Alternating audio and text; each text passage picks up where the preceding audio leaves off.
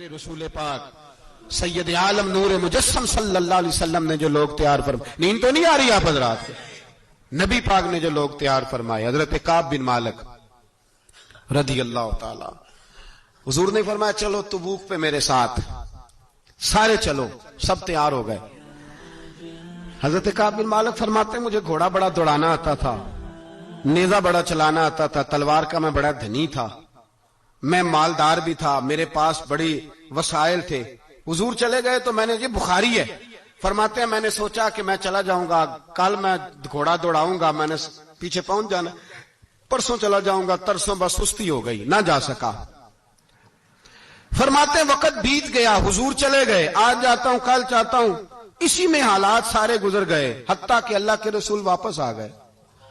فرماتے ہیں کچھ بوڑھے تھے جو نہ جا سکے اور کچھ منافق تھے جو حضور کے ساتھ جہاد پہ نہ جا سکے۔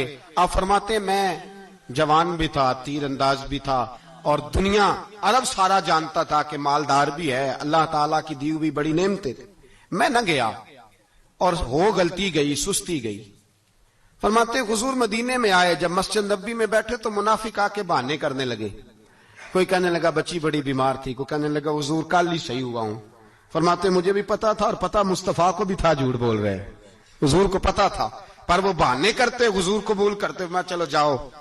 کہا فرماتے ہیں ایک منٹ کے لیے مجھے بھی وسوسہ آیا کہ کوئی بہانہ نہ کر دوں، لیکن پھر میں نے سوچا بہانہ کس کے سامنے کروں جسے اللہ تبارک و تعالیٰ نے نبوت کی آنکھ عطا فرمائی ہوئی ہے، اس محبوب کے سامنے بہانہ۔ اس خیال آیا مسلمان نیک و بد پہچان جاتے ہیں، محمد آدمی کے دل کی باتیں جان جاتے ہیں، کدھر بہانہ کروں، حضور کو تو سارا پتا ہے۔ فرماتے میں گیا، حضور نے پوچھا کیوں نہیں آئے، اور پوچھا بھی مسکرا کے، کیوں نہیں آیا، مسکرا کے پوچھا۔ فرماتے میں نے سچ سچ بولا، میں نے کہا یا رسول اللہ سستی ہو گئی، حضور غلطی ہو گئی، جو بہانے لگا رہے تھے ان کو آزادی مل گئی، اور مکتب عشق کا دستور نرالا دیکھا، اس کو چھٹی نہ ملی جس نے سبق یاد کیا۔ فرماتے ہیں ان کو چھٹی مل گئی، میں نے کہا حضور غلطی ہو گئی، تو نبی پاک نے فرمایا اس سے کوئی بندہ کلام نہ کرے، خبردار میرے ساتھ بھی گفتگو نہ کرنا۔ حضرت کعب بن مالک فرماتے ہیں میرا چچا زاد بھائی، خالہ زاد بھائی سارے رہتے تھے، میں کسی کو سلام لیتا تو کوئی جواب بھی نہیں دیتا تھا۔ فرماتے ہیں میں مسجد میں نماز پڑھنے آتا، پر صحابہ کرام کو حضور نے منع کر دیا تو مدینے کی گلیاں بھی ناآشنا ہو گئی۔ فرماتے ہیں مجھے یوں لگتا تھا کہ مدینے کے در و دیوار بھی مجھ سے کلام نہیں کرتے، میں وہاں دعا منگیا کرو سنگیو کتے مرشد نہ رس جاوے، اے جنہاں دے پیر رس جاندے او جیوندے ہی مرے رہندے۔ کہا اس طرح لگا کہ جیسے حالات بگڑ گئے سارے میرے حق میں۔ آپ فرماتے ہیں میں مسجد میں آ کے بیٹھتا تو جب مجھے پتا تھا میں جب آنکھیں ادھر کرتا تو حضور مجھے دیکھتے، اور جب میں نبی پاک کو دیکھتا تو حضور چہرہ پھیر لیتے۔ بول پڑے خواجہ غلام فرید صاحب، کہنے لگے میں ویکھاں تے میرا یار نہ ویکھے، جے میں نام ویکھاں تے او ویکھے، ایڈے نصیب کتھوں تتڑی دے او میرے وچ ویکھن دے ویکھے، غلام فریدا او بوے یار دے مریے، پامے ویکھے یا نہ ویکھے۔ آپ فرماتے میں سید عالم صلی اللہ علیہ وسلم کو دیکھتا تو حضور رخ انور پھیر لیتے۔ حضرت کعب بن مالک رضی اللہ تعالیٰ عنہ فرماتے ہیں کہ حضور کا حکم آیا کہ بیوی کو علیحدہ کر دو، بار پہلے کوئی نہیں بات کرتا، اب کہا بیوی کو علیحدہ کر دو، تو میں نے کہا حضور طلاق دے دوں، فرمایا نہیں میکے بھیج دو، طلاق نہیں دینی۔ فرماتے ہیں بال بچہ بھی چلا گیا، نہ گھر میں کوئی نہ باہر کوئی، تنے تنہا۔ آپ فرماتے ہیں زمانہ جانتا تھا، عرب کے صوبوں میں بات پھیل گئی کہ کعب بن مالک جیسا سردار، مالدار، گھوڑ سوار، تیر انداز، نیزہ باز، اتنا بڑا سیانہ سنجیدہ آدمی جدا کر دیا نبی پاک نے۔ فرماتے ہیں غسان کے عیسائی بادشاہ نے مجھے خط لکھا۔ حضرت کعب فرماتے ہیں بڑی آزمائش تھی پر یہ مصیبت سب سے بڑی تھی۔ غسان کے عیسائی بادشاہ نے خط لکھا، اس کا آدمی مجھے ڈھونڈتا پھرتا مدینے میں، میں ملا تو خط اس نے مجھے دیا۔ خط میں یہ نہیں لکھا تھا کہ کافر ہو جاؤ معاذ اللہ، یہ نہیں لکھا تھا عیسائی ہو جاؤ، اس نے خط میں لکھا کہ کعب ہم نے سنا ہے تمہارے نبی نے تمہیں چھوڑ دیا، ناراض ہو گئے، تم تو اس قابل تھے کہ صوبے کے گورنر بنائے جاتے، تم تو بڑے عہدے کے قابل تھے, تمہاری تو شہرت ہے سارے علاقوں میں, تم آ جاؤ ہمارے پاس, ہم تمہیں بہت بڑا عہدہ دے دیں گے. حضرت کعب بن مالک فرماتے ہیں اب میری چیخیں نکلی, اب میں تڑپ کے رویا. میں نے وہ اس کا خط پکڑا اور جلتے ہوئے تنور میں ڈالا اور مسجد نبی میں سر سجدے میں رکھ کے میں نے کہا اے اللہ, میرا ایمان اتنا ہی مشکوک ہو گیا ہے کہ کافر کہتے ہیں میں ان کے ساتھ مل جاؤں گا. اے اللہ, میرا ایمان اتنا کہ کافر سمجھنے لگے ہیں کہ میں مسلمانوں کو چھوڑ کے ان سے اتحاد کروں گا.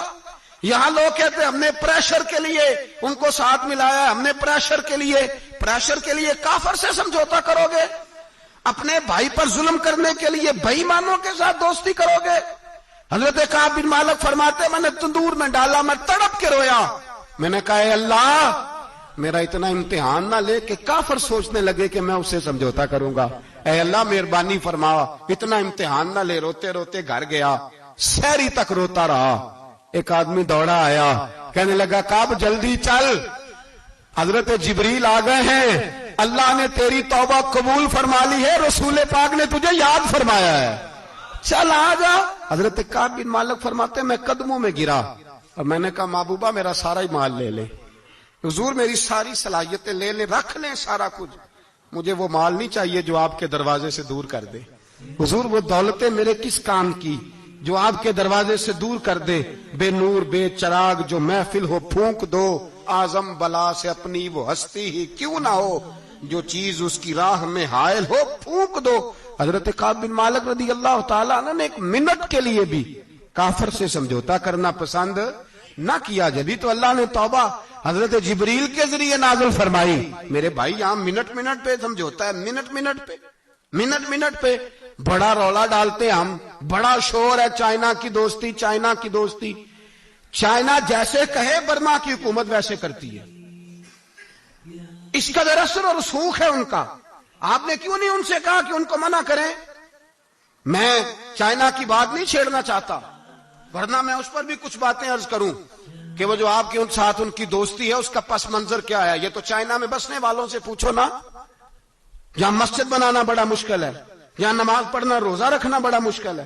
کاہے کی دوستی, کس طرح کی دوستی؟ قرآن مجید نے بیان کر دیا کافر تم سے راضی نہیں ہو سکتا حتی تتبع ملتہم, جب تک تم ان کے دین کی پیروی نہ کرو. اتنی دیر کافر راضی ہو سکتا تو مسلمان کیسے راضی ہو جاتا ہے؟ امام غزالی فرماتے بدو تھا, سادہ بندہ تھا, نبی پاک کی بارگاہ میں آیا, اچانک سلام لی اور پتہ کیا کہتا ہے؟ کہتا ہے یا رسول اللہ صلی اللہ تعالی علیہ وسلم, قیامت والے دن حساب کس نے لینا ہے؟ تو محبوب کریم نے نظر مبارک اٹھائی اور زیر لب حضور بھی مسکرائے, فرمایا حساب اللہ تعالیٰ نے لینا ہے. تو اس نے کندھے پہ چادر رکھی اور مسکرانے لگا. تو حضور فرمانے لگے تم کیوں مسکرا رہا ہے؟ کہنے لگے یا رسول اللہ پھر خیر ہے اگر اللہ نے لینا ہے تو محبوب فرمانے لگے کیا مانا؟ کہنے لگے محبوب کریم جب غالب آتا ہے نا تو پھر معاف ہی کرتا ہے. کریم جب غالب آتا ہے نا, اس نے جب غالب آنا ہے نا, کسی بزرگ سے کسی نے کہا تھا کہ بطور مثال پوچھتا ہوں اگر آپ کا حساب قیامت کے دن آپ کے ماں باپ کے ذمے رکھا جائے, تو بزرگ کہنے لگے نہیں, رب بھی ٹھیک ہے, میرا مالک ماں باپ سے زیادہ پیار کرتا ہے. کریم جب غالب آتا ہے نا تو وہ کرم ہی کرتا ہے. اس شخص نے یہ بات کی تو رسول پاک علیہ السلام سے بات کر کے وہ چلا گیا. حضور فرمانے لگے دیکھو بندہ سادہ تھا, بات کتنی گہری کر گیا ہے, کتنی ٹھیک کر گیا ہے, کیا کمال کر گیا یہ شخص. اس نے کہا کریم جب غالب آتا ہے, کریم جب غالب آتا ہے, عدل کرے تے تھر تھر کم بن, عدل کرے تے تھر تھر کم بن. کون؟ اونچیاں شانہ والے. تو جے تو فضل کرے تے, جے تو پھر تھر تھر گیا. عدل کرے تے تھر تھر کم بن, اونچیاں شانہ والے. تو جے تو فضل کرے تے پھر بخشے جامن میرے جے منہ کالے. پھر تو کرم ہو جائے, پھر تو فضل ہو جائے, پھر تو عطا ہو جائے. بات امید کی, بات کرم کی, بات اس کے فضل کی, بات اس کی رحمت کی. میرے رسول پاک علیہ السلام فرماتے قیامت والے دن اللہ تعالی بندے پر اپنی رحمت کی چادر ڈالے گا جو اس کی شان کے لائق ہے. ماں نہیں بات کرتی کبھی بیٹے کو گود میں چھپا کے, چھوٹے بچے کو. کہا اللہ تعالیٰ بندے بلا مثال و بلا تشبیہ, صرف سمجھانے کے لیے عرض کر جو اللہ کی شان کے لائق. چادر ڈال کے نا اللہ بندے پہ چادر، بندے تو بات کرتے ہیں تو اعلانیہ کرتے ہیں، تو رب چادر ڈال کے نا کرم کی تو پوچھے گا فلانا گناہ کیا تھا، اللہ میں بھول گیا، ہو گئی غلطی، اے فلانا بھی کیا تھا، مالک بھول جو گیا تھا، ہو گئی نا کوتاہی، بندہ جو ہو بھول گیا تھا، نفس غالب آ گیا تھا، اور یہ بھی کی تھی، اللہ میں بھول گیا تھا۔ رب کریم فرمائے گا گناہ گنوا لیے، اعتراف کرا لیا، اب اللہ فرمائے گا جا میں نے تیرے سارے معاف کیے۔